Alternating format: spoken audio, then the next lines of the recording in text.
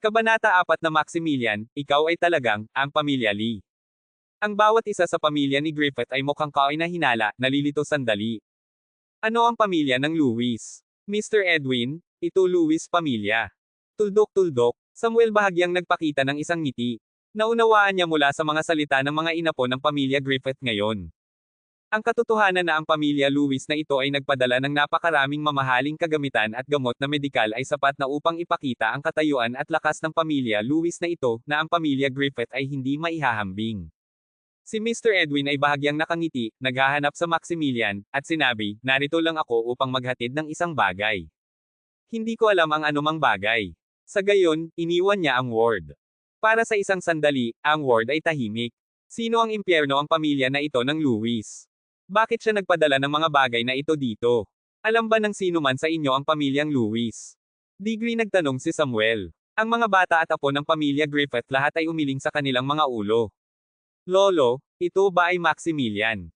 Tumawa si Franklin sa sandaling ito, ang kanyang mga mata ay nanunuya. Maximilian. Ang bawat tao ay bumaling sa Maximilian, na nakatayo sa isang gilid. Ha! Paano ito magiging kanya? Isang kilalang-kilala wimp na may pasubali Griffith pamilya sa H-City ay hindi magkakaroon ng gayong lakas. Franklin, huwag maging katawa-tawa. Alam nating lahat ang malinaw tungkol sa Maximilian. Siya ay ganap na isang wimp. Si Laura, ang biyenan, tinatayang 2 beses. Tumingin siya sa Maximilian at hindi alam kung bakit ang kanyang anak na babae ay nasa kanya noon. Well, dapat kang magtanong sa paligid para sa bagong pamilya ng Lewis sa H-City. Sinabi ni Samuel. Victoria, alam mo ba ang isang taong mayaman at maimpluwensyang? Sa sandaling ito, si Iris, ang anak na babae ng ikatlong asawa ni G. Griffith, ay nagsabi na may isang ngiti sa gilid. Tumingin siya sa Victoria, na siyang pinsan at pinapaboren sa sarili sa pamilya Griffith bago lumaki, nagkaroon ng magandang Victoria reputasyon sa H-City, at pinangalanan din ang pinakamagandang diyosa sa H-City, na may reputasyon ng pagiging una sa 4 na ginintoang bulaklak sa H-City. Gayunpaman, natapos na ang lahat ng mga salitang ito, ang lahat ng mga salitang Griffiths ay tumingin sa mga salitang ito Victoria at Maximilian teasingly. Nagkaketsa ba siya sa kanya? Ang kakaibang hitsura na ito ay naging hindi komportable sa Victoria. Agad niyang sinabi na may malamig na mukha, Iris, huwag magsalita ng walang kabuluhan. Hindi ko narinig ang anumang pamilya ni Lewis. Tulad ng sinabi niya ito, siya rin ay tumingin sa Maximilian, na tahimik sa isang panig. Maaaring ito siya. Kung siya ay, bakit dapat siya hayaan siyang magdusa ng karaingan sa loob ng 4 na taon? Well, itigil ito. Naantala ni Samuel ang talakayan. Ang kanyang tingin ay nahulog sa Maximilian, at sinabi niya sa isang malalim na tinig, kasunduan sa diborsyo, lagdaan ito. Hindi ko ito lagdaan. Agad na tumanggi ang Maximilian at sinabi, hinihirahan ko ang pera, at ginagamit ang aking utak ng buto upang pagalingin si Sisi. Ha! Novel drama Samuel ay tumawa ng walang bahala ng 2 beses at napansin, kaya kung hiniram mo ang pera. Ang din ng ospital na ito ay kaibigan ko at hindi niya gagamitin ang iyong utak ng buto kung sasabihin ko ito. Hindi siya naniniwala na ang Maximilian ay nais na gamitin ang kanyang mapagpakumbaba na utak ng buto upang pagalingin ang kanyang sariling apong babae. Walang paraan. Pagdinig ng mga salitang ito, ang puso ng Maximilian ay lumubog, at sinabi, Lolo, Sisi ang aking anak na babae. Bakit hindi mo ginagamit ang minahan? Bakit? Ito ay dahil ikaw ay isang wimp na pinahihirapan ng aming pamilya Griffith. Si Laura, ang kanyang biyenan, ay naglibot sa kanyang mga bisig sa kanyang dibdib at sinumpa na sinakli. Kung hindi siya, ang kanyang sariling posisyon sa pamilya Griffith ay hindi bumagsak. Haha, ikaw ay tama, at ikaw walang karapatan na tumugma sa utak ng buto para sa Sisi. Kung ikaw ay may kakayahang, hilingin sa Dean na dumating dito. Franklin mocked walang ingat, hanggat ang Dean sabi maaari niyang gamitin ang iyong utak ng buto, ang pamilya Griffith ay mainam dito, tama, Lolo. Nodded ni Samuel ang kanyang ulo at sinabi. Tama iyan. Hanggat ang Dean ng ospital na ito ay nagsabi na maaari niyang gamitin ang iyong utak ng buto, ako, Samuel, ay walang problema dito. Posible ba iyon? Sinabi ni Samuel ang tungkol dito sa Dean muna. Si Dean Jackson Shaw ay isa pang mabuting kaibigan niya. Mas mahirap kaysa kailanman para sa Maximilian upang makakuha ng buto ng utak ng buto para sa Sisi. Ang mga mata ni Victoria ay puno ng mga luha habang pinapanood niya ang tanawin na ito. Tinitigan niya ang Maximilian na may sama ng loob, umakyat at sinampal siya sa mukha, pagmumura, Maximilian, bakit ka walang silbi? Pagkatapos ay sumigaw siya sa galit, lumingon, na sumasakop sa kanyang mukha, at tumakbo. Ang pisngi ng Maximilian ay bahagyang pula pagkatapos ng kanyang sampal. Tumingin siya sa Victoria at nais niyang sumunod sa kanya.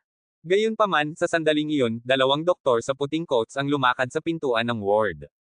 Hoy, Dean Jackson, ano ang nagdadala sa iyo dito? Dumating ka ba lalo na upang makita ang aking apong babae? Nang makita ni Samuel ang taong nakatayo sa pintuan, agad niyang pinalawak ang kanyang mga kamay at sumigaw ng may paggalang. Sinasabi na siya ay isang kaibigan, sa katunayan, kailangan pa rin ni Samuel na igalang ni Jackson. Pagkatapos ng lahat, may malaking reputasyon si Jackson sa HCT.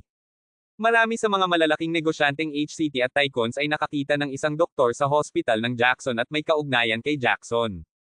Ito ay isang koneksyon sa lipunan. Bukod dito, nagkaroon ng mabuting reputasyon si Jackson sa bansa. Sa medikal na komunidad, nagdadalubhasa siya sa leukemia at tangkilikin ang mahusay na reputasyon bilang isang maliit na medikal na titan. HCT, 8 sa 10 tao, kailangang ipakita ang paggalang kay Jackson Shaw. Nang harapin ni Samuel ang gayong tao, kailangan pa rin niya maging napakamagalang at nakakabigay puri. Si Jackson na humigit kumulang 50 o 60 taong gulang ay may nameplate ng Dean sa kanyang dibdib.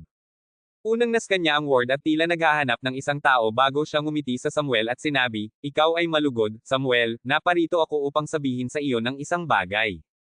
Dean Jackson, maaari mo lamang ipaalam sa akin ng direkta mula sa NARS kung gusto mong sabihin ng isang bagay. Hindi mo kailangang maglakbay sa iyong sarili." Si Samuel ay nagalit. Si Jackson ay nakangiti habang ang kanyang tingin ay nahulog sa Maximilian. Kumuha siya ng ilang hakbang pasulong, shook off ang kamay ni Samuel, at magalang na sinabi sa Maximilian. Mr. Maximilian, tama. Ako si Jackson Shaw, ang dean ng ospital na ito. Dahil dito, ibinigay niya ang kanyang mga kamay. Hindi na madali iyan. 5 minuto ang nakalipas, nakatanggap siya ng tawag sa opisina ni Dean. Ito ay mula sa kasunduan sa likod ng ospital. Sinasabi na ang isang kilalang ginoo ay nasa ospital at dapat sundin ni Jackson Shaw ang kanyang mga order at hindi sumuway sa lahat ng ginawa ng ginoo na ito.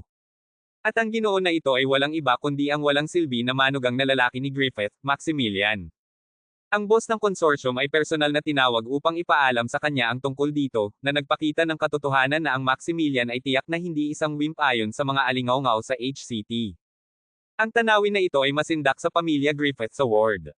Samuel, lalo na, hindi naniniwala ang kanyang mga mata sa lahat. Ano ang tungkol dito? Si Jackson ay talagang magalang sa isang wimp at shook na may parehong mga kamay. Dean Jackson, ano ang ginagawa mo?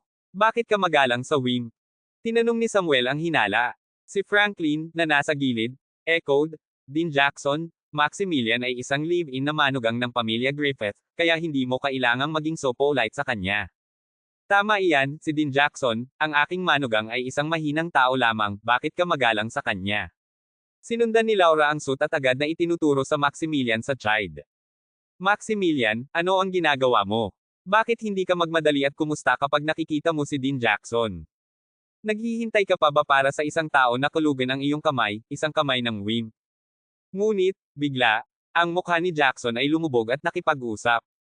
Pambihirang. Paano ka nakikipag-usap kay Mr. Maximilian sa ganitong paraan? Itigil ang pagbanggit sa salitang, wimp. Alam mo ba kung sino ang Mr. Maximilian ay? Tuldok-tuldok panipi. Ahem. Maximilian biglang cough, nakakaabala Jackson ang mga salita, na umaabot, kumukuha ng Jackson na may isang ngiti sa kanyang mukha, at mapagpakumbaba na nagsasabi. Hello, Dean Jackson, paano ang kalagayan ng aking anak na babae? Si Jackson ay masindak. Nilikha niya ang kanyang ulo upang tumingin sa kanya at alam ang isang bagay sa mga mata ng Maximilian, at sinundan, Mr. Maximilian, huwag mag-alala. Tiyak na gagawin namin ang aming makakaya upang gamutin ang iyong anak na babae. Tila na hindi nais ni Mr. Maximilian na ihayag ang kanyang pagkakakilanlan sa harap ng mga taong ito. Pop! Biglang, si Laura ay naninigarilyo sa kamay ni Maximilian sa kamay ni Jackson at sinampal siya. Ano ang ginagawa mo? Wala kang karapatan na makipagkamay kay Dean Jackson, Pop. Si Jackson ay napakasigla na ang kanyang mga mata ay malawak na bukas habang tinitigan niya si Laura, isang ignorant na babaeng nasa katanghaliang gulang. Ito ay isang dakilang karangalan para sa kanya upang makipagkamay sa Mr. Maximilian. Ang bobo na babae ay marahil ay hindi alam kung sino ang Mr. Maximilian. Ha! Laura nakita ang galit ni Jackson at naisip na siya ay nagalit sa Maximilian, kaya dali-dali niyang sinabi, Dean Jackson, huwag kang magalit. Siya ay isang piraso lamang ng tae, kaya huwag kang magalang sa kanya. Si Jackson ay nagtungo, at sinabi ni Jackson, at sinabi kay Samuel. Samuel, narito ako upang ipaalam sa iyo na ang utak ng buto mula sa pinakamalapit na kamag-anak ay ang pinakamahusay. Sa sandaling ang mga salitang ito ay sinalita, ang parehong Samuel at ang Griffith pamilya ay hindi pinahintulutan. Dean Jackson, hindi ba kami gumawa ng isang kasunduan na gagamitin mo ang utak ng buto na binili ko upang tumugma? Ang sinadya ni Samuel ay sinadya na ang mga ito ay gagamitin ang utak ng buto ng wimp, Maximilian. Hindi, ganap na hindi. Si Dean Jackson ay tumingin ng walang bahala kay Samuel at sinabi, ito ay isang tuntunin sa ospital at para sa kaligtasan ng pasyente. Ang mga pagkakataon ng pagtanggi sa utak ng buto mula sa pinakamalapit na kamag-anak ay napakababa. Sa isang flash, ang mukha ni Samuel ay naging pangit. Siya ay nagkukunwari at tumingin sa Maximilian, hindi naisip sa kanyang isip kung bakit biglang binago ni Dean Jackson ang kanyang isip. Dagdagan ni Dean Jackson, gayunpaman, direktang binabaliwala ni Jackson sa kanya at sinabi, hindi, ang bagay ay napagkasundoan. Gagamitin namin ang utak ng buto ni Mr. Maximilian, at dahil siya ang ama ng bata, hindi mo dapat itigil ito. Si Franklin na nakakita kay Jackson ay nagpunta laban sa kanyang lolo sa pagkakataong ito ay agad na binagabag sa isang mababang boses. Dam ito. Ano ang malaking pakikitungo tungkol sa pagpapanggap? Babaguhin namin ang ospital. Para sa isang sandali, ang kapaligiran sa ward ay mabilis na pinalamig. Ang mga mata ni Jackson ay pinalamig habang tinitigan niya si Franklin sa karamihan ng tao. Ang puso ni Samuel ay nanginig at pagkatapos ay sinampal niya sa iyo ang isang backhand, bastardo. Sino ang nagsabi sa iyo na maging walang galang sa Dean Jackson?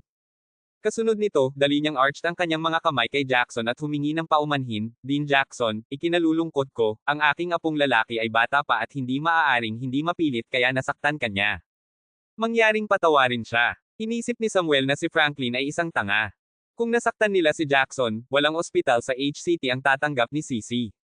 Si Jackson ay pinaikot ang kanyang kamay, grunting, at pagkatapos ay ngumingiti sa Maximilian, ako ay umalis muna. Maximilian nodded sa kanyang puso, walang magawa. Hindi hanggang sa umalis si Jackson na tinitigan ng Griffith sa Maximilian na may isang bewildered expression. Maximilian, ano ang eksaktong ginawa mo na talagang nakatulong si Dean Jackson? Si Franklin ay naghugas ng kanyang mukha at nadama ang galit. Hindi siya maglakas loob na maging mapang-uyam tungkol kay Jackson, kaya maaari lamang niyang ilagay ang sisihin sa Maximilian. Gayunpaman, sinabi ng Maximilian. Franklin, ito ay walang silbi para sa iyo na makipagtalo sa akin. Ito ang kalooban ni Dean at kung ikaw ay may kakayahang, pumunta ka sa Dean. Fuck! Si Franklin ay nagmadali. Sinabi ni Samuel nang walang bahala, sapat na iyan. At pagkatapos, na may isang pares ng maputlang mata, tinitigan niya ang Maximilian na may malaking kawalang kasiyahan at sinabi. Dahil ito ay direksyon ni Dean Jackson, hindi ko ito titigil, ngunit huwag isipin na sa paggawa nito, ipapaalam ko sa iyo si Sisi. Matapos sabihin na, iniwan ni Samuel ang ward kasama ng iba. Pagkatapos nilang umalis, tinitingnan ni Maximilian ang kanyang mahiyain na anak na babae sa ospital na kama, nakangiti, lumakad, maluwag ang kanyang maliit na ulo, at sinabi. Talagang gamutin ka ng daddy. Ang Sisi ay mahusay na kumilos at hindi gumawa ng anumang ingay ngayon lamang. Sa sandaling ito, direkta siya jump sa mga armas Maximilian at sumigaw, mahina umiiyak. Daddy, tatay. Ang puso ng Maximilian ay nasira at ang kanyang mga mata ay naging pula habang narinig niya na tinatawag siya ni Sisi na si Daddy. Pagkaraan ng maikling panahon, ang Maximilian ay nakatanggap ng maikling mensahe at iniwan ang ward. Ang mga medikal na aparato at droga na ipinadala ng mas maaga ay naihatid upang i-unpack at subukan. Ang mga medikal na eksperto ay inilagay din sa ospital ni Jackson. Lumabas si Maximilian sa ospital at nakita si Wilfred na naghihintay ng mahabang panahon, at ang Rolls-Royce Phantom car ay paradahan sa isang gilid ng kalye. Siya ay malapit nang makapasok sa kotse kapag ang isang pamilyar at nakagugulat na tinig ay tumunog sa gilid, Maximilian. Ano ang ginagawa mo dito? Maximilian subconsciously skimmed over at talagang nakita Victoria, na nalilito at nakatingin sa kanya, Wilfred, at ang Rolls-Royce sa kanyang tagiliran na may isang kakaibang tingin. Sa tabi niya, may dalawang girlfriends, na may parehong shock tumingin sa kanilang mga mukha. Maximilian ay sa pagkabigla at naisip na siya ay tungkol sa upang makilala sa pamamagitan ng Victoria.